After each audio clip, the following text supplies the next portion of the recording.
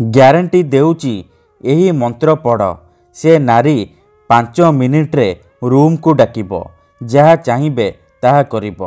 ମାତ୍ର ଥରେ ଆଜି ରାତିରେ କରିକି ଦେଖନ୍ତୁ। ହଁ ଫ୍ରେଣ୍ଡସ୍, ଆଜିର ଏହି ଭିଡ଼ିଓଟିରେ ମୁଁ ଆପଣଙ୍କୁ ଶିଖେଇବି ନାରୀ ମୋହିନୀ ଗୁପ୍ତ ବଶୀକରଣ ବିଦ୍ୟା, ଯାହାଦ୍ୱାରା ଆପଣ କେଉଁ ବି କୁଆଁରୀ ଝିଅ ବା ସୁନ୍ଦରୀ ବିବାହିତା ନାରୀକୁ ନିଜ ବଶରେ କରିପାରିବେ।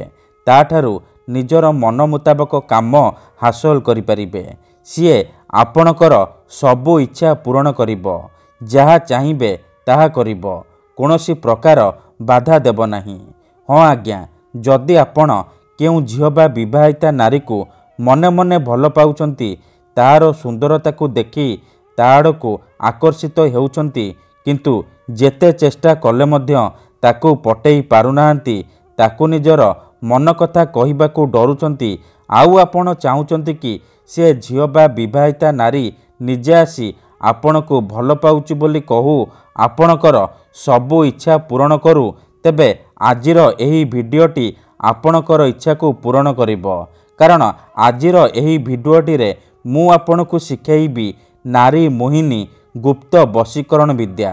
ଏହି ବଶୀକରଣ ଏତେ ଶକ୍ତିଶାଳୀ କି ଏହାର ପ୍ରୟୋଗ କେବେ ବି ଖାଲି ଯାଏନି। ଯେଉଁ ଝିଅ ବା ବିବାହିତା ନାରୀ ଉପରେ ଆପଣ ଏହି ବଶୀକରଣକୁ ମାତ୍ର ଗୋଟିଏ ଥର ପ୍ରୟୋଗ କରିଦେବେ, ଗ୍ୟାରେଣ୍ଟି ଦେଉଛି ସେହି ସମୟଠାରୁ ସେ ଝିଅ ବା ବିବାହିତା ନାରୀ ଆପଣଙ୍କ ଆଡ଼କୁ ଆକର୍ଷିତ ହେବାକୁ ଲାଗିବ। ମାତ୍ର 5 ମିନିଟ୍ରେ। ହଁ ଫ୍ରେଣ୍ଡସ୍, ମାତ୍ର 5 ମିନିଟ୍ରେ ସିଏ ରୁମ୍କୁ ଡାକିବ, ଯାହା ଚାହିଁବେ ତାହା କରିବ, ଆପଣଙ୍କର ସବୁ ଇଚ୍ଛା ପୂରଣ କରିବ। ନମସ୍କାର ଫ୍ରେଣ୍ଡସ୍, ଓଡ଼ିଆ ଫଣ୍ଡା ଚ୍ୟାନେଲକୁ ଆପଣମାନଙ୍କୁ ସ୍ୱାଗତ।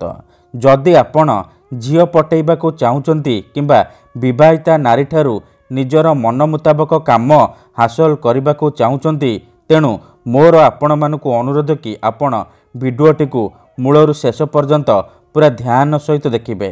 କାହିଁକି ନା ଏହି ବଶୀକରଣ ଏତେ ଶକ୍ତିଶାଳୀ କି ଯିଏ ବି ଏହାକୁ କରିଛି ସଫଳ ହେଇଛି। ତେଣୁ ମୁଁ ଆପଣଙ୍କୁ ଯେମିତି ବତେଇବି ଆପଣ ଠିକ୍ ସେହିପରି କରିବେ, କିଛି ବି ଭୁଲ ଭାଲ କରିବେନି, ନହେଲେ ଆପଣଙ୍କର ବଶୀକରଣ କାମ କରିବନି। ପରେ ଆପଣ କହିବେ ଗୁରୁଜୀ ଆପଣଙ୍କର ବଶୀକରଣ କାମ କରୁନି। ଦେଖନ୍ତୁ, ମୁଁ ଆପଣଙ୍କୁ ସବୁବେଳେ କହୁଛି ମନ୍ତ୍ର ତନ୍ତ୍ର ଯନ୍ତ୍ର ବଶୀକରଣ ଇଏ ଏମିତି ସେମିତି କାମ କରେନି। ମନରେ ସମ୍ପୂର୍ଣ୍ଣ ବିଶ୍ୱାସ, ନିଷ୍ଠା ଆଉ ଏକାଗ୍ରତାର ସହିତ ଆପଣଙ୍କୁ ଏହି ବିଧି କରିବାକୁ ପଡ଼ିବ। ତେବେ ଯାଇ ମୁଁ ଆପଣଙ୍କୁ ଗ୍ୟାରେଣ୍ଟି ଦେଉଛି ଆପଣ ଯେଉଁ ଝିଅ ବା ବିବାହିତା ନାରୀକୁ ଚାହିଁବେ ତାକୁ ଅତି ସହଜରେ ପଟେଇ ପାରିବେ। କିମ୍ବା ଯଦି ଆପଣ କେଉଁ ଝିଅକୁ ଭଲ ପାଉଛନ୍ତି ହେଲେ ସିଏ ଆପଣଙ୍କୁ ଭଲ ପାଉନି, ଅନ୍ୟ କାହାକୁ ଭଲ ପାଉଛି, ଆଉ ଆପଣ ତା ପଛରେ ଗୋଡ଼େଇ ଗୋଡ଼େଇ ନିଜର ସବୁ ସମୟ ସାରି ସାରିଲେଣି, କିନ୍ତୁ ସେ ଝିଅକୁ ପଟେଇ ପାରୁନାହାନ୍ତି, ଯଦି ଆପଣ ବି ଏହିପରି ପରିସ୍ଥିତିରେ ପଡ଼ିଛନ୍ତି, ତେବେ ମାତ୍ର ଥରେ ଆଜି ରାତିରେ ଏହି ମନ୍ତ୍ର ପଢ଼ିକି ଦେଖନ୍ତୁ। ଗ୍ୟାରେଣ୍ଟି ଦେଉଛି ଏପଟେ ଆପଣ ମନ୍ତ୍ରକୁ ପଢ଼ିବା ମାତ୍ରେ ସେପଟେ ସେ ଝିଅ ଖାଲି ଆପଣଙ୍କ କଥା ଭାବିବ। ଯେମିତି ସକାଳ ହେବ ନିଜେ ଆସିବ ଆପଣଙ୍କ ସହିତ କଥା ହେବ, ଆପଣଙ୍କୁ ଭଲ ପାଉଛି ବୋଲି କହିବ। ଏହି ବଶୀକରଣ ସାହାଯ୍ୟରେ ଆପଣ ପଡ଼ିଶା ଘର ସୁନ୍ଦରୀ ଭାଉଜକୁ ମଧ୍ୟ ନିଜ ବଶରେ କରିପାରିବେ। ଶାଶୁ ନଣନ୍ଦ ଦିଅର ଭାଉଜ କାହାକୁ ବି ନିଜ ବଶରେ କରି ତାଠାରୁ ନିଜର ମନ ମୁତାବକ କାମ ହାସଲ କରିପାରିବେ। ତେଣୁ ଫ୍ରେଣ୍ଡସ୍, ମୁଁ ଆପଣଙ୍କୁ ପୁଣି ଥରେ କହିଦେଉଛି, ମନରେ କୌଣସି ଖରାପ ଉଦ୍ଦେଶ୍ୟ କିମ୍ବା କୌଣସି ଖରାପ କାମ ପାଇଁ ଆପଣ ଏହି ବଶୀକରଣକୁ ପ୍ରୟୋଗ କରିବେନି। ଯଦି ଆପଣ ସେ ଝିଅ ବା ନାରୀକୁ ସତପ୍ରେମ କରୁଛନ୍ତି, ତାକୁ ବିବାହ କରିବାକୁ ଚାହୁଁଛନ୍ତି, ତେବେ ଆପଣ ଏହି ବଶୀକରଣକୁ ପ୍ରୟୋଗ କରିବେ। ଅନ୍ୟଥା ମନରେ କୌଣସି ଖରାପ ଉଦ୍ଦେଶ୍ୟ ରଖି ଏହି ବଶୀକରଣକୁ ପ୍ରୟୋଗ କରିବେନି। ଠିକ୍ ଅଛି, ତେବେ ଏହି ବିଧିକୁ ଆପଣ କିପରି କରିବେ, କେମିତି କରିବେ, ଏହାର ପ୍ରୟୋଗ ବିଧି କ'ଣ, ମୁଁ ଆପଣଙ୍କୁ ବତେଇବି। ସମ୍ପୂର୍ଣ୍ଣ ପ୍ରୟୋଗ ବିଧି ଠିକ୍ ଭାବରେ ବତେଇବି। ଜାଣିବା ପାଇଁ ମୋର ଆପଣମାନଙ୍କୁ ଅନୁରୋଧ କି ଆପଣ ଭିଡ଼ିଓଟିକୁ ମୂଳରୁ ଶେଷ ପର୍ଯ୍ୟନ୍ତ ପୁରା ଧ୍ୟାନ ସହିତ ଦେଖିବେ। ତା ପୂର୍ବରୁ ଯଦି ଆପଣ ଆମ ଚ୍ୟାନେଲକୁ ନୂଆ ଆସିଛନ୍ତି, ତେବେ ଦୟାକରି ଚ୍ୟାନେଲକୁ ସବସ୍କ୍ରାଇବ୍ କରି ପାଖରେ ଥିବା ବେଲ୍ ଆଇକନ୍କୁ ମଧ୍ୟ ଦବାଇ ଦିଅନ୍ତୁ, ଯାହାଦ୍ୱାରା ଆମେ ଯେଉଁ ବି ଭିଡ଼ିଓ ଅପଲୋଡ଼ କରିବୁ ସର୍ବପ୍ରଥମେ ଆପଣ ଦେଖିପାରିବେ। ତେବେ ମନେ ରଖନ୍ତୁ, ଏହି ବଶୀକରଣ କରିବା ପାଇଁ ଆପଣଙ୍କୁ କୌଣସି ପ୍ରକାର परिश्रम करने पड़बनी किंबा कौनसी प्रकार पैसा खर्च करने को पड़बनी। आपण निज घरे बसी बसी निज पसंदर से झील बा विवाहिता नारी को निज बसरे करें ताकू पटई पारे।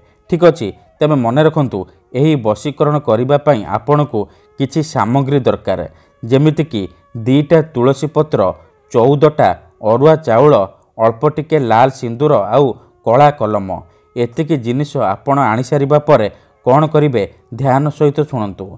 निज घरे कौन सी एक जगार चुपचाप बसी पड़े।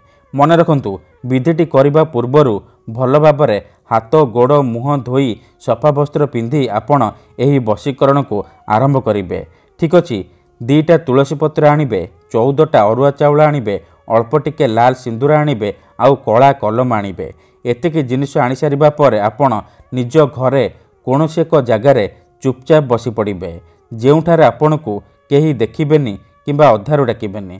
तापरे जो 2टा तुलसी पत्र आनिछंती गोटिए तुलसी पत्र आपण सेई झील बा स्त्रीर नाम लिखिबे जहाको आपण निज बसरे करने को चाहूँगी।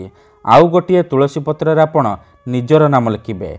नाम लिखि सारिबा परे आपण कौन करेंगे जो अरुआ चाउल आनिछंती से अरुआ चाउलरू 7टी अरुआ चाउल हाथ में धरिबे आउ 7 थर से झील बा स्त्रीर नाम उच्चारण करी से चाउल रे फुंकिकी झील ना लेखाई तुलसी पत्र उपर रखिदेबे। तापरे आउ 7टी चाउल धरिबे निजर नाम 7 थर उच्चारण करी निज ना लेखाई तुलसी पत्र उपर रखिदेबे। एतिकी करि सारिबा परे अल्प टिके टिके लाल सिंदूर से तुलसी पत्र उपर पकईदेबे। एतिकी करि सारिबा परे आपण आखि बंद करी से झील बा स्त्री को मने मने भाविबे तार मुह को निज मनरे भाविबे। तापरे एही मंत्र को मात्र 21 थर पढ़िबे। ध्यान सहित शुणु मंत्रटी एहीपरि ओम नमः भवानी काम इच्छामयी आमुकं आकर्षण करती करती। ओम नमः भवानी काम इच्छामयी आमुकं आकर्षण करती करती। आमुकं जगार आपण सेई झील बा स्त्रीर नाम उच्चारण करेंगे जहाको आपण निज बसरे करने को चाहूँगी। मंत्र को आपण एहीपरि 21 थर पढ़िबे। 21 थर मंत्र पढ़ी सारिबा परे आपण कौन करेंगे से जो 2टाक तुलसी पत्र को निज पाखरे रखिबे आउ चाउल को लेकिन सेई झील बा विवाहिता नारीर घर सामने पकईदेबे। ग्यारंटी देउची मात्र 5 मिनिट्रे प्रभाव पड़िबा आरंभ हेबो। सीए सेई समय ठारू खाली आपणक कथा भाबिब आपणक आड़को आकर्षित हेबाकू लागिब।